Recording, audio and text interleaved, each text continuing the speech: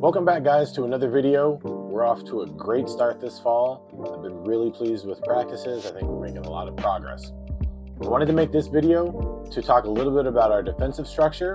We worked on our possession, and we'll keep working on that because it's important. But I also want to talk about how we want to defend. Now, there are many different situations that we can be in, and we can't control them all. It depends a lot on what the other team does, how they play, what kinds of players they have. So when we defend, we want to talk about it in terms of principles, some general ideas that we can use to apply based on what the other team is doing and what opportunities are available to us. So there aren't a whole lot of rules all the time, but there will be ideas and principles that we want to work towards. As we walk through these situations, we're going to talk about three principles: pressure, cover, and balance. And we'll talk about how we can apply them in our games based on what the other team is doing. For the first one, we'll kind of start off with our shape.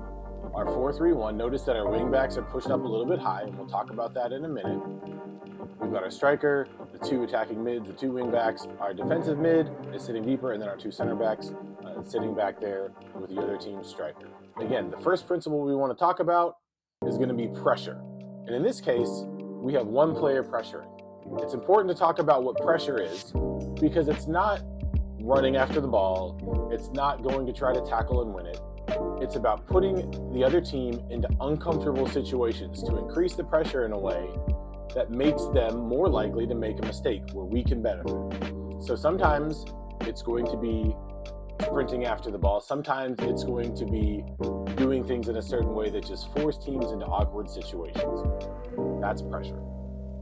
The next line that we have here is cover. So we've talked about pressure. That's trying to put the person on the ball into uncomfortable situations. Cover is there to look for the next options. Once that ball carrier makes a decision, do we have those options covered? We want to be alert to that, and that's where we're going to have to use some of our brains to make good decisions on where to be. And then lastly, we have balance. And so that's way, as we're pressuring the ball, as we're covering, if we're not careful, it can be easy to get sucked towards one side of the field or the other, or to forget somebody that we should be defending, and they play a ball over the top, or they play a ball out wide, or they do something that gets us off balance, and then they can then use that against us. So we always want to have a balanced base, just like if you're building a house, to be able to set us up so even if they do bypass certain things, we're still in a pretty good place. And we'll walk through some of those examples and talk about that as well. As we walk through this next couple of scenarios, I want us to think about pressure and cover and balance, how they apply to these scenarios, but also how we can apply them when we're playing in games in the future, and how we can make that work for us even when teams are doing something a little bit different.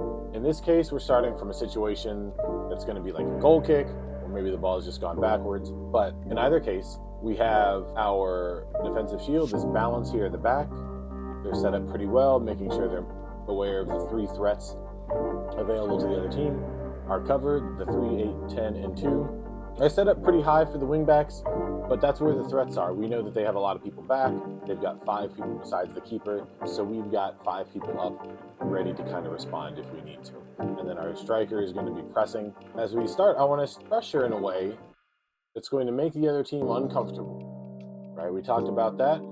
So the striker is going to make a curved run.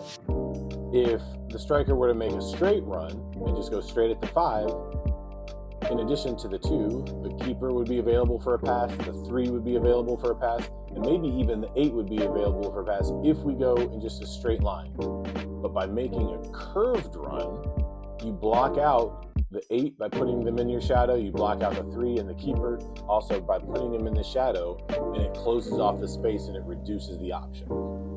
So the striker is going to make a run along that line, and now, based on this, we've essentially cut off half the field, right? They can't get the ball to the 9 or the 10. It's going to be really challenging to get to the 8. They can't get it to the 1 or the 3. So one player all by himself has taken out half the field just by applying a little bit of pressure, and we haven't even tried to win the ball back. So in this case, we're going to think, where is the player likely going to go with the ball?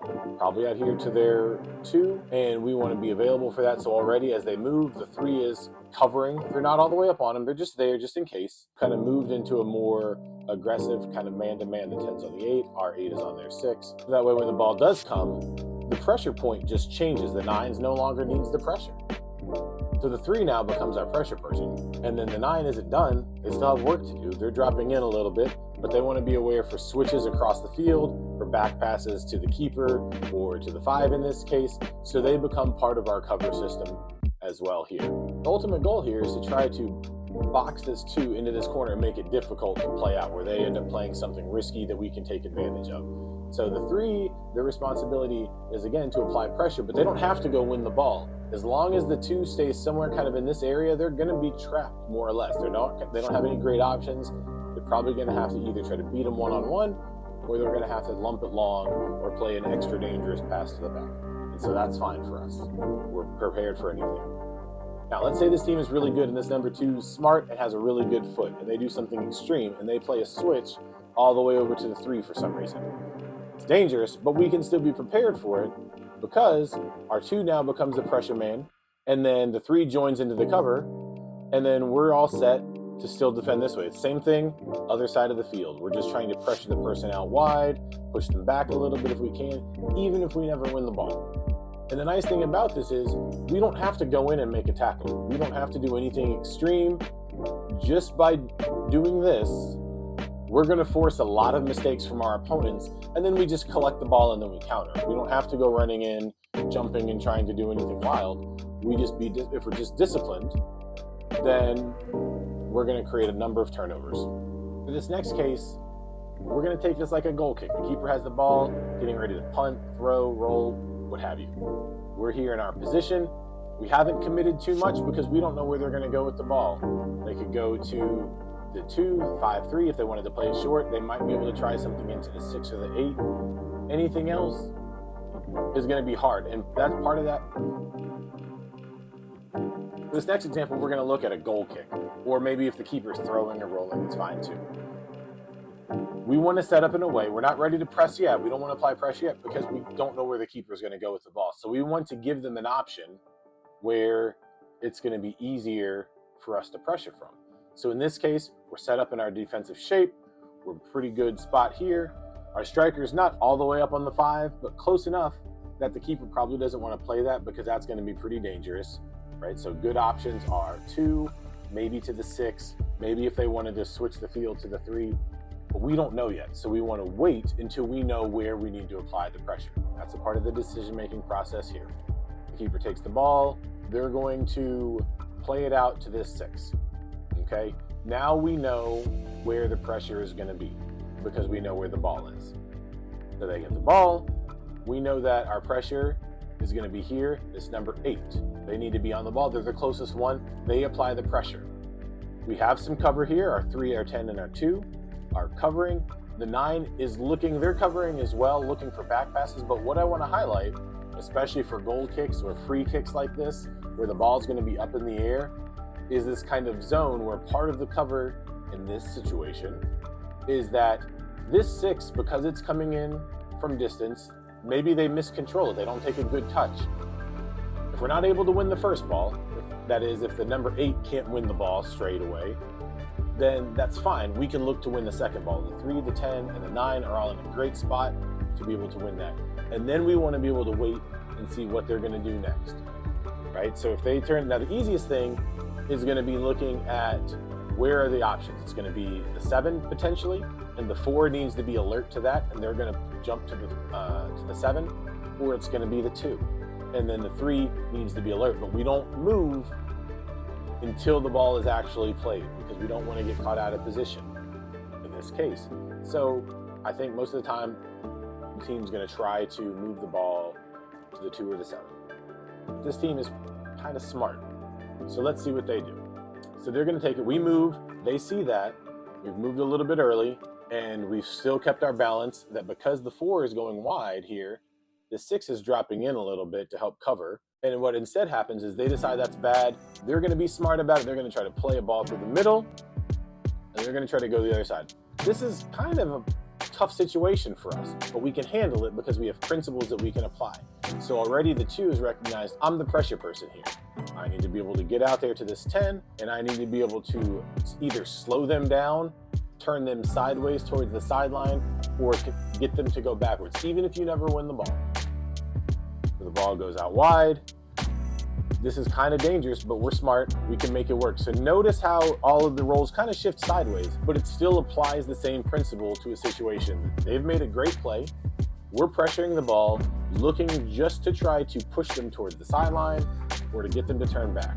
We still have cover, even though we're sideways, right? That we're looking for the 8, which can be dangerous, or the 9, which can be a dangerous ball over the top, but the 5 has it covered. The 4's in there behind as well. If they try something way over the top to the 7, we have people that are there covered. So even though we've shifted almost a full 90 degrees over, we've still been able to apply our principles. And if we do this, they'll turn sideways, they'll go backwards, and then we'll kind of be able to set ourselves. But notice that the same shape of our team hasn't really changed. The striker's still up here, our wingbacks are still wide, our attacking mids are still here, a defensive midfielder, and our center backs. But what's changed is our responsibility based on what the ball is. So this is where the decision making and having your brain switched on matters, because depending on where the ball is, your responsibility is going to be different. We've seen several different players have to pressure. We've seen several different players become cover, and it shifts every time the ball moves. So we have to be alert to that. Here in our defensive half, we still want to use the same principles of pressure and cover and balance. But one of the things we also want to be able to think about is how we restrict space for the other team. Because as they get closer to the goal, we have to be mindful of how quickly they can get shots off and what parts of the field they can get to. So we want to be able to keep them out of the middle of the field, and we want to be able to maintain a solid shape throughout. So we're in kind of a man-to-man situation with these wingers, number 10 and number 7, that our wingbacks should be close enough where they can get to them when the ball comes to them, but also respect the difference in case they happen to be faster than you. We want to leave enough space. Or if you're faster than they are, you might be able to get a little bit closer as well. We've got to judge that as we make our decisions. In this case, the ball's going to come out here to the 10. Now notice how everybody slides over. We've kept our space pretty compact in the middle of the field, but if you look to the far side, the 7 and 2, they do have a lot of space. Are we okay with this much space? I think so. Because if the ball were to get switched out to the 2 or the 7, by the time it gets there, we can shift all the way over and it will be fine. But we've managed to close down the amount of space in the middle of the field so that way they have less room to work. The number 9 has nowhere to go, the 8's pretty boxed in, and they can't really get to the 6. So we're still in a good place here. Now they're smart, so they're patient. The 8 drops in a little bit and moves the ball. We tuck in again, keeping some space. The 10's out wide and not really a threat, but we've managed to protect the middle of the field. However, this team's pretty good, and then we're going to make a good decision here, and they're going to play the ball over the top of our 2, who gets caught out a little bit, and it goes out here to the 10. This is not ideal, but we can still make adjustments. So in this case, because the 2 is behind the ball, they're not going to be a whole lot of help. So what we want in this situation is for our 5 to push out to the ball, because they're in line with the goal and they're the ones that are going to be able to apply the best amount of pressure.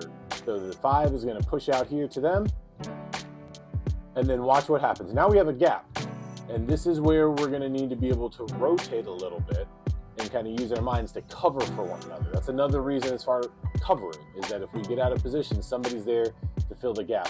So this number 2 here is going to switch places and drop all the way in and restore our cover and our balance. Now we're in a pretty good spot. We can still defend it. The 5's out wide, and that's okay. And I'll show you how we get out of that here in just a second. We're defending, the 10 comes in, he sees this 7 making a run, he decides to play a ball in there. But we've got it covered. Our wing back is over here. Our center back, number 4, has that covered. 6 is on the 9. It's not a whole lot of danger here, and we forced him into a tough play. Good news for us, our center back wins it, and immediately we want to begin our possession play. Just like we work in our rondos, the ball is going out wide to our wing back, and we start our build up. And now we should have an extra man because the 7's all the way up here, the 9's up here. And now's a great time because the ball's on the other side of the field for our 2 and our 5 to go ahead and work back to their original positions. So the ball's going to go out, and as they do, they're just going to return to their normal situations, and then we're fine, and we're playing. And so in that way, we can cover the field and we can make emergency decisions like that, where the center back has to go out wide and that number 2 drops in, and then their responsibility is just to stay there and play that role and handle those responsibilities until we can get to a natural situation where you can return to your original position. Maybe it's a throw in, maybe it's a free kick, maybe it's like this where we just advance the ball and we just work back. And in that way, we can still cover pretty well even when we get out of shape. And that's kind of our emergency situation where somebody has to leave their role and then it's responsible for the other person to come back and fill in. But the thing to remember here is that there are no really hard and fast rules about how this all works. We have our principles, we have our pressure, we have our cover, we have our balance. That's going to guide us most of the time. We talk through some emergency situations where we end up having to kind of turn sideways in who's pressuring and covering, or when we have to replace one another. And those are going to be decisions that we have to make on the field, on the fly. Will we make mistakes? Sure, but we'll learn as we go. And the important thing to remember is, are we applying these principles and does it make sense? So if you decide to run wide and defend out wide, is that the right decision? And if you do, are you communicating your teammates? Cover for me, help me out. That lets them know what you're intending to do, and we'll work through that and learn as we go. Remember, defending is about being a puzzle that the other team has to solve. We don't want to unlock it for them. We don't want to solve it for them. We want to make it challenging. So our decisions should be in ways that make things challenging for them and safe for us. So we're not always going out to fly out and win the ball. We're not always jumping, trying to get in the way of things. We got to be smart, and we have to work hard, and we have to work together, because in no situation was one player here doing all of the work themselves. It was a unit, 9 players working together. So we want to be able to keep that up and know that when you're defending, you have to be thinking about the people around you. And if you need to push up to help, you got to push up to help. If you need to not push up because nobody else is with you, don't push up. Right? It's going to be a lot of decision making. It's going to be a lot of hard work to get that done. And that's 2 of the 3 things of a great player, right?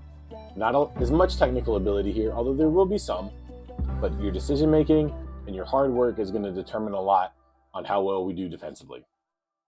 Thanks for joining, and looking forward to seeing you out on the field. Thank you.